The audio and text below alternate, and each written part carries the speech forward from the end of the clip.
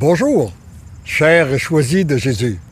Encore aujourd'hui, nous sommes heureux de vous accueillir et nous vous accueillons dans la famille avec la famille Marie-Jeunesse, une nouvelle communauté que nous avons à Sherbrooke qui ont une dévotion toute particulière à Marie. Et aujourd'hui, à l'occasion de la fête de la Croix glorieuse, il y a sûrement de nombreuses grâces pour chacun et chacune de nous. Lorsqu'il est important de se rappeler, et c'est peut-être la petite prière que j'aimerais faire au début, que nous puissions nous rappeler que lorsque Jésus s'est retrouvé au tombeau, après avoir passé à la croix, pour tous les gens qui l'avaient suivi, c'était un échec total. Il n'y avait plus rien à faire. On avait cru qu'il était un sauveur. Maintenant, il est mort, il était crucifié, puis il est dans le tombeau. Et pourtant, il est ressuscité. Et parce qu'il est ressuscité, c'est ce qui fait que c'est de cette façon qu'il nous a sauvés. Et c'est pour ça que nous en parlons encore aujourd'hui. Eh bien, profitons-en pour lui offrir nos petites croix à nous. Les croix que nous portons, les souffrances, les préoccupations que nous avons, lorsque nous les accueillons et que nous les offrons, nous les associons à ses plaies, eh bien, il les transforme en grâce et en bénédiction pour nous et pour l'humanité. Or, maintenant, comme vous le voyez, je suis encore accompagné de Marc, ce chercheur de Dieu. Alors, peut-être qu'il a découvert des choses, ou peut-être qu'il y a des questions encore, ou il y aura encore quelques questions à poser. Bien, on va lui laisser la parole. Je pense que je vais en avoir pendant toute ma vie des questions à vous poser, M. Lachance. Mais c'est intéressant ce que vous dites, parce que souvent, effectivement, dans le tombeau de nos difficultés, on a l'impression que c'est la fin. On a l'impression que c'est le Golgotha, puis qu'il n'y aura plus rien, l'aube ne viendra pas. Et moi, j'ai vécu quelque chose, puis je vais vous parler des attaches aujourd'hui, parce que c'est un thème qui revient souvent dans votre livre, dans vos livres, mais je suis encore au tome 1, donc je ne veux pas aller trop vite non plus, là. Mais la question des attaches qui sont rompues par le Seigneur, et puis je vais vous raconter une petite anecdote. Au mois d'août, j'avais un gros dossier qui devait se régler, et là, ben, on arrive à l'endroit où ça devait se régler, puis là, j'étais nerveux, puis là, la panique m'envahit, et la personne qui s'occupe du dossier dit, ben écoute, je vais revenir, je vais aller vérifier quelque chose. Bon. Et là, entre deux, ben naturellement, les minutes, les secondes ont l'air d'être des heures, puis les minutes semblent être des journées. Et là, j'avais amené votre livre avec moi. Je l'ai ouvert. Et là, tranquillement, pas vite, j'ai comme senti, tu sais, un peu comme quand ils vous donnent un médicament là, qui commence à faire effet. Un petit calmant, c'est ça, je voulais pas le dire, mais bon. Alors là, quand ils donnent un petit calmant, j'ai commencé à sentir ça m'habiter. Et ça a commencé à bien aller. Alors, on est revenu me voir pour me dire que c'était remis. Alors, ça a été remis cette semaine, lundi. Et là, lundi, quand je suis arrivé pour régler ça, M. Lachance, écoutez, c'était arrangé que le gars des vues. Il y avait un gars des vues quelque part, ça c'est certain, parce que tout est arrivé exactement comme ça devait arriver. Les bonnes personnes, les bons événements, la bonne chronologie, et tout s'est réglé. Alors, je me suis dit, ben là, il y a un scénariste à quelque part là, qui est en train de faire quelque chose. Puis je trouve ça intéressant parce que je le concevais de manière théorique en vous lisant. Je le voyais dans les messages que le Seigneur vous livrait. Mais là, j'ai comme l'impression que le fait qu'à un moment donné, j'ai ouvert votre livre pour l'abandonner à lui, ça a fait en sorte qu'il a dit, OK, je vais diriger le film. Et c'est qu'en fait, ça t'a permis d'avoir la confirmation que oui, il y a un monde invisible. Hein? Il y a un monde invisible qui est sous la direction de Dieu. Il y en a un autre qui est sous une mauvaise direction, là. On n'en parlera pas. Lui, il nous intéresse pas mal moins. Il n'est pas intéressant. Mais, et là, parce que tu t'es abandonné à Dieu, il a envoyé ses saints anges, puis il a touché le cœur des personnes autour de toi. Et autour de toi, les personnes qui avaient à intervenir et tout ça. Moi, j'ai été témoin de ça tellement de fois dans ma vie, que si je n'y croyais pas, comme je dis souvent, je serais un idiot. Je dis pas que ceux qui ne croient pas sont des idiots, là. Non, mais si vous n'y croyez pas... Mais moi, avec ce que j'ai vécu, si je n'y croyais pas, je serais un idiot parce que j'ai vu tellement de choses se classer comme ça, comme tu as été témoin, là. Puis c'est pas juste là, il va le faire continuellement dans tous les événements de ta vie. Puis c'est ce qui fait que si, une fois que tu es convaincu de ça, eh bien, tu peux accueillir les événements malheureux, sachant que le Seigneur va faire de belles choses à travers ça. Puis là, je vais vous dire une primeur. J'ai essayé un de vos trucs. J'ai commencé à essayer ça ces jours-ci. Parce que là, je le lis, je l'intègre. Mais à un moment donné, il faut bien que je le mette en pratique aussi. Parce que bon, c'est comme quand vous lisez un bon livre de recettes. Si vous essayez jamais de faire les muffins ou le gâteau, vous ne pourrez jamais voir s'il est bon. Et là, j'ai le concept de... Quand dans vos messages, le Seigneur vous dit qu'il prépare des cœurs. Il est en train de préparer des gens. Alors là, j'ai lancé au Seigneur parce que j'ai quand même d'autres préoccupations, d'autres soucis, d'autres défis, d'autres dossiers. Ça ne s'arrête pas, là. Ça continue, c'est la vie. Et là, j'ai dit au Seigneur, j'ai dit, écoute, regarde, là, telle chose, là, tu peux-tu faire un peu de planification stratégique avec moi, là? Alors là, je vais voir qu'est-ce que ça va donner. Je pourrais vous en reparler. Mais, chose certaine, j'ai été impressionné. Puis vous avez dit, simplement pour vous corriger un petit peu, j'ai pas été témoin de ces événements-là. J'en ai été le bénéficiaire. Le bénéficiaire. Donc, en être témoin, j'aurais vu d'autres choses. Mais là, ça. Je l'ai vécu. C'est ça. Et c'est assez phénoménal. C'est ça. Je vais vous dire là, de voir comment les choses arrivent au bon moment, avec les bonnes personnes, dans le bon contexte. Puis, à un moment donné, on a l'impression qu'on est un peu en haut des glissades d'eau. Oui. On ne sait pas ce qui nous attend, mais on se lance, puis on arrive à bon port. C'est ça. Et comme tu le disais, là, vois-tu, c'est qu'il a dit qu'il allait s'occuper de nous dans les moindres détails.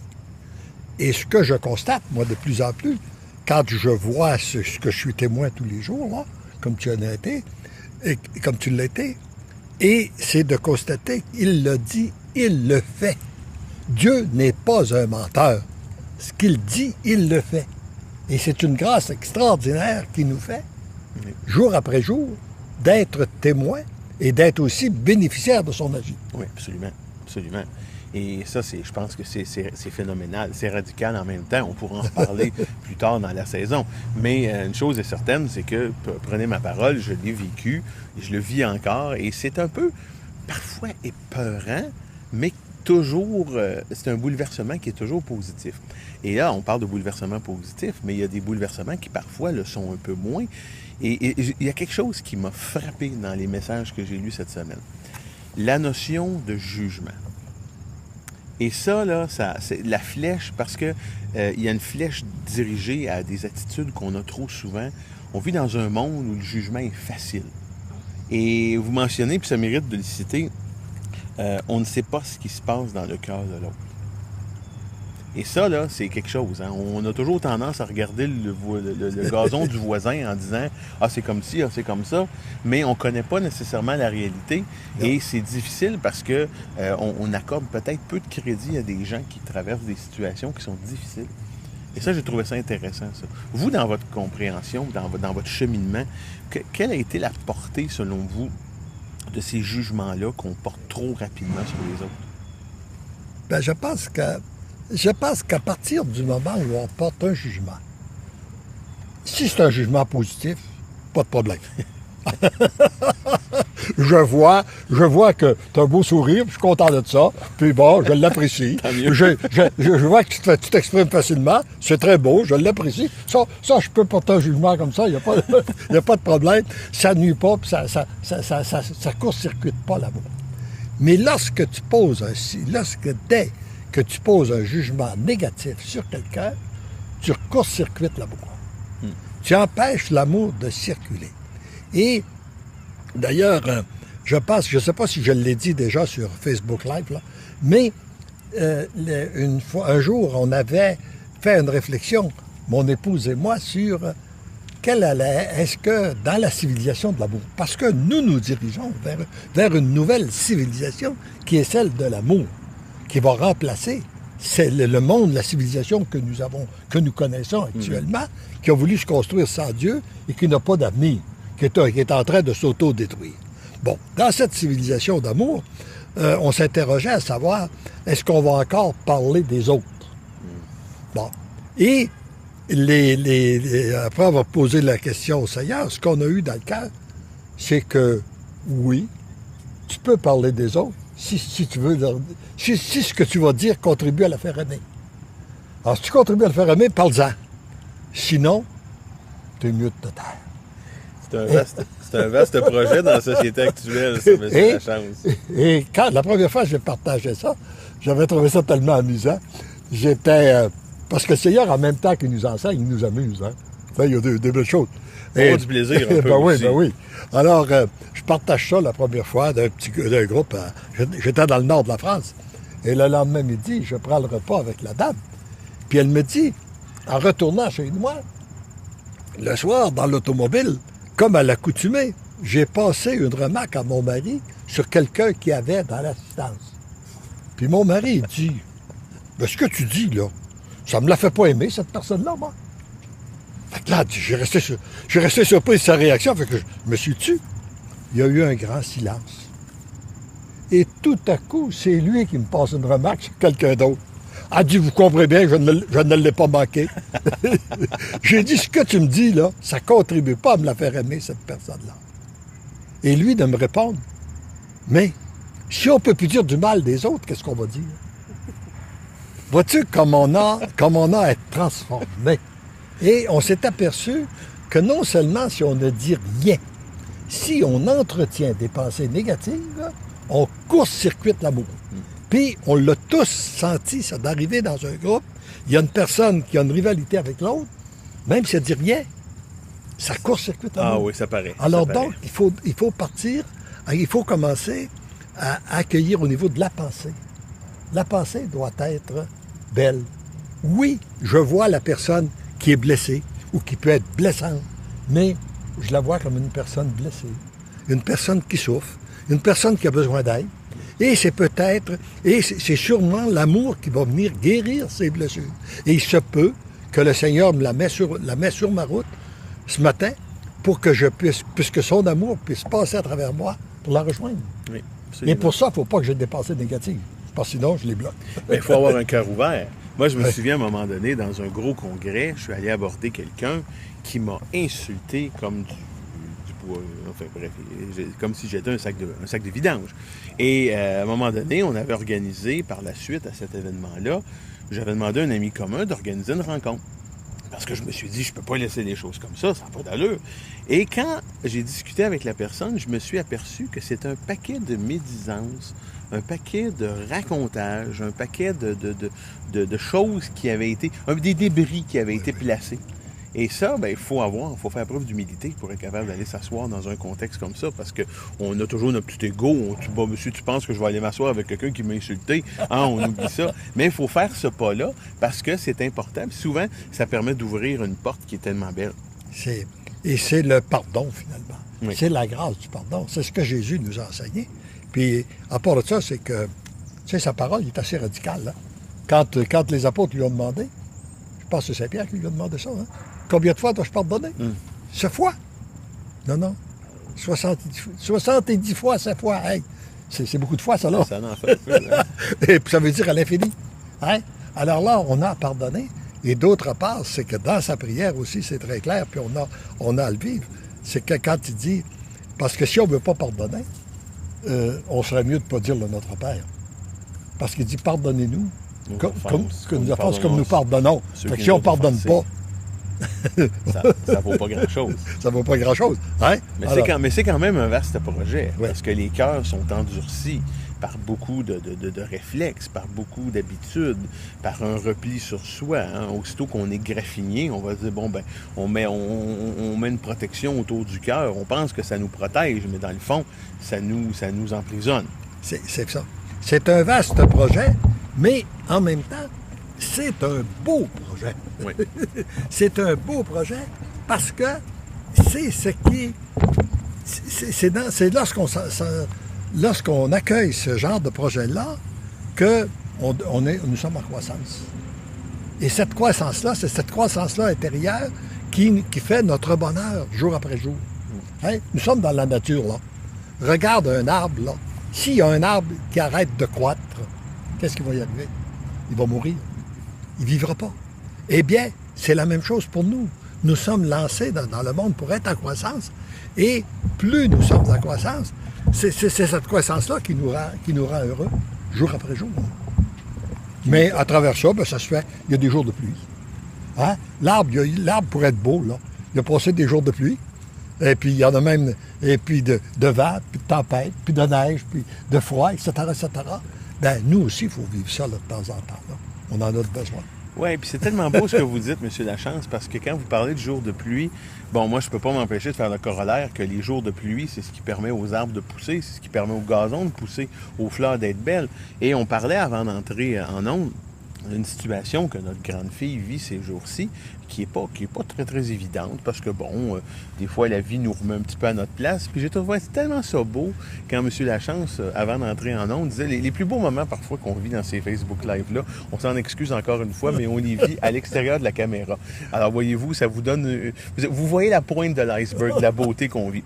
Mais vous lui disiez, puis j'ai trouvé ça fantastique, que c'était un moment où ça pouvait apparaître comme étant un tombeau, ça pouvait apparaître comme étant un échec, mais que c'est la rampe de lancement vers quelque chose de plus beau, de plus grand. Et souvent, on n'a pas cette conception-là, parce qu'on a la larme facile devant notre échec, puis on va s'apitoyer sur notre sort, puis on va dire « Ah, c'est fini, je suis un échec, ça marche pas ». Mais on réalise plus tard que ça peut être une expérience d'apprentissage. Ouais. Ben oui, c'est parce que trop souvent, on a juste le nez collé sur l'arbre. On est avec des arbres ici, là. Alors, si tu te colles sur l'arbre, eh bien, tu vois pas la beauté de la forêt. Non, absolument pas. Alors, on a besoin, nous aussi, dans nos petites souffrances, de se reculer un peu pour regarder ça avec un autre œil. Et l'élément que nous avons tous à demander, moi, je suis sûr que le Seigneur nous a donné deux regards. Il y a le regard physique, là, qui passe à travers nos lunettes, tous les deux, là. Mais il y a aussi le regard de la foi, qui est intérieur. Dans le cœur. Dans le cœur, qui nous permet de voir les choses d'une façon différente. Et quand ça n'a pas de bon sens au niveau avec le regard humain, on prend le regard du cœur, de l'esprit, puis de regarder, voir qu'est-ce que le Seigneur veut faire avec la foi. Qu'est-ce que le Seigneur va faire à travers ça. Puis quand on lui confie, bien, on en est témoin. Et puis, où on en est bénéficiaire, comme vous disait tout à l'heure. Puis là, on lui rend grâce et ça permet. Et cet événement-là, au lieu d'être une catastrophe dans notre vie, on s'aperçoit que ce fut une source de grâce. Oui, puis ça, d'ailleurs, vous le mentionnez dans vos mémoires aussi, parce que quand vous parlez du point tournant dans votre vie à 30 ans, ça aurait pu être un échec, vous auriez pu vous abattre, vous auriez pu vous effondrer, mais vous avez décidé avec votre cœur et avec vos valeurs de vous propulser différemment, et ça donne aujourd'hui un résultat de sagesse et de maturité tout à fait exceptionnel. Vous êtes une mine d'or. Oh, ben alors, si, ça, si tu veux le passer, je le pense et je l'assume pleinement. Si tu veux le passer, passe-le. Là. Je n'ai pas d'objection à ça parce que c'est pas négatif, c'est positif. Absolument. Non, mais vous savez... Alors, quand tu as des bonnes pensées comme ça, continue. Ben oui, je dis du bien. Mais vous voyez, c'est... Mais ça ne veut pas dire que tu n'exagères pas, là. Mais ça c'est ton... Ça, peut-être un petit peu, mais pas assez pour que ça soit répréhensible. Donc, de toute façon, je suis convaincu que les gens qui nous écoutent partagent mon avis. Donc, si vous le partagez, gênez-vous pas de le dire, je vais me sentir moins seul. Écoutez, il y a une dernière notion sur laquelle je veux revenir. Avant, par exemple, est-ce qu'on a des... Je ne veux pas passer outre les commentaires, parce que nous autres, quand on se lance, on a tendance à se créer une bulle, mais à un moment donné, il ne faut pas oublier que la bulle est beaucoup plus large que nous deux. Alors, on a Fullrich, j'espère que je le prononce bien, Fullrich qui nous dit « Bonjour à tous ». Céline qui dit « C'est vrai, il est toujours avec nous-mêmes dans la souffrance, il nous donne plus de grâce pour continuer dans une paix d'amour. Merci pour cette émission. » Ben, merci d'être avec nous, parce que le but d'être là, c'est de discuter ensemble, mais aussi de partager avec vous. Alors, nos premiers remerciements vont d'abord et avant tout avec des gens comme vous, Céline. Elisabeth qui nous dit « Jésus nous aime, bonjour, la paix soit avec vous tous, Amen. » Elisabeth da Silva, « Priez Jésus exauce toutes nos prières, nous ne relâchons pas de veiller et prier. Jésus n'ose exaucer, son nom est exalté au-dessus de tout, ton nom, merci. Jésus doit toujours exaucer nos prières. » Je vois qu'il y a encore des Elisabeth avec nous. Il y en a deux. Il y en a une, moi, qui m'accompagne depuis 61 ans. Ah voilà, voyez-vous, on est bénis. Et écoutez, dernière notion que je vais aborder avec vous, avant de conclure. Et ça, j'ai trouvé ça frappant aussi. Vous parlez dans votre dialogue avec le Seigneur, et là, je me souviens pas exactement si c'est vous qui en parlez ou si c'est lui. Parce que parfois, ça peut... À un moment donné, quand on plonge dans votre livre, là, le dialogue devient uniforme. Là. Alors, la notion que c'est pas les bonnes actions qui créent l'amour, qui font l'amour, mais c'est l'amour qui va créer l'amour. Parce que souvent, les gens vont avoir tendance à se gargariser d'un bon geste. « Ah, j'ai fait ma BA. Ah, moi, j'ai fait du bénévolat dans tel événement. Alors là, je suis une bonne personne. » Et vous démystifiez ça.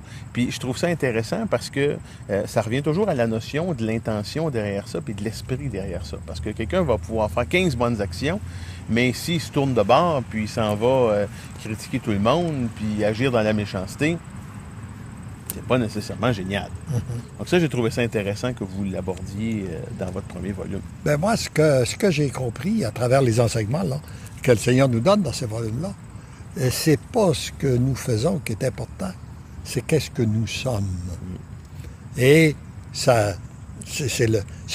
résume aussi le vieux dicton, là. Ce que tu es parle si fort que j'entends pas ce que tu dis. Voilà. Eh bien, ce que nous faisons, on peut poser des bonnes actions. Mais si nous ne sommes pas amour, l'amour ne passe pas. Et ce qui produit réellement, c'est ça, c'est d'où l'importance de se laisser transformer. Et c'est ça pourquoi que Jésus est mort sur la croix, là. Pour nous permettre de nous transformer. Et il a accepté, lui, de vivre ça pour qu'on soit transformé par son amour. Et c'est dans la mesure où on se laisse transformer qu'après, ben oui, on peut faire des...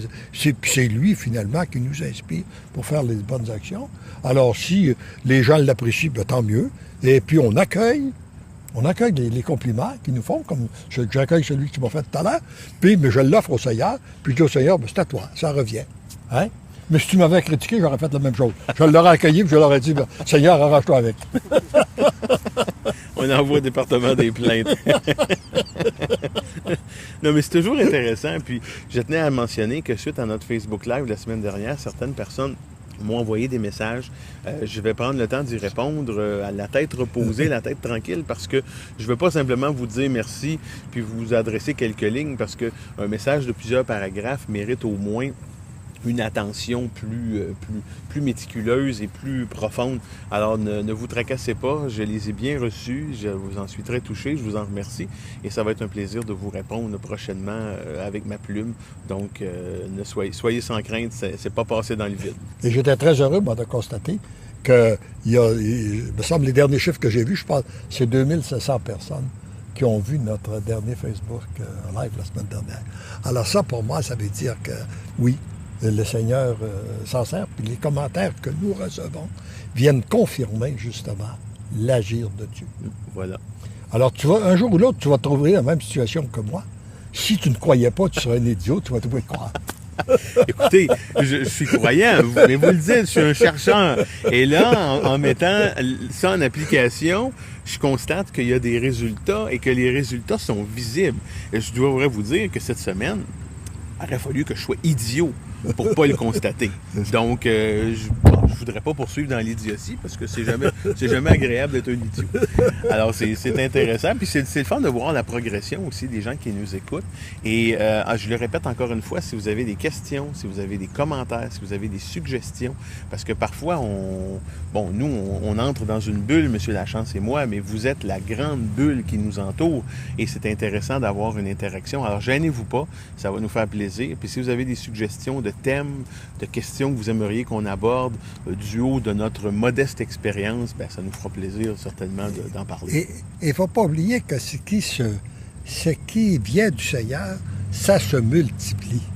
Alors, il est important qu'il y ait de plus en plus de gens qui donnent leur oui au Seigneur et qui acceptent d'être des multiplicateurs pour que l'amour qu'ils ont reçu, comme toi, l'amour que tu as reçu du Seigneur, passe à travers toi pour en rejoindre d'autres. Puis les autres qui vont être rejoints à travers toi, le Seigneur va passer encore, et c'est ainsi de suite. Et c'est comme ça que va se construire la nouvelle civilisation de l'amour. Le pouvoir multiplicateur. C'est ça, le pouvoir multiplicateur qui se multiplie. Et déjà, on peut terminer en rendant grâce à Dieu de nous utiliser pour multiplier son amour. Voilà. Et je demande que cette grâce-là s'applique à tous les gens. Et n'hésitez pas de faire connaître ce que vous aimez et de partager ce que vous vivez. Et n'oubliez pas de plonger dans le volume. Très bien. À la semaine prochaine.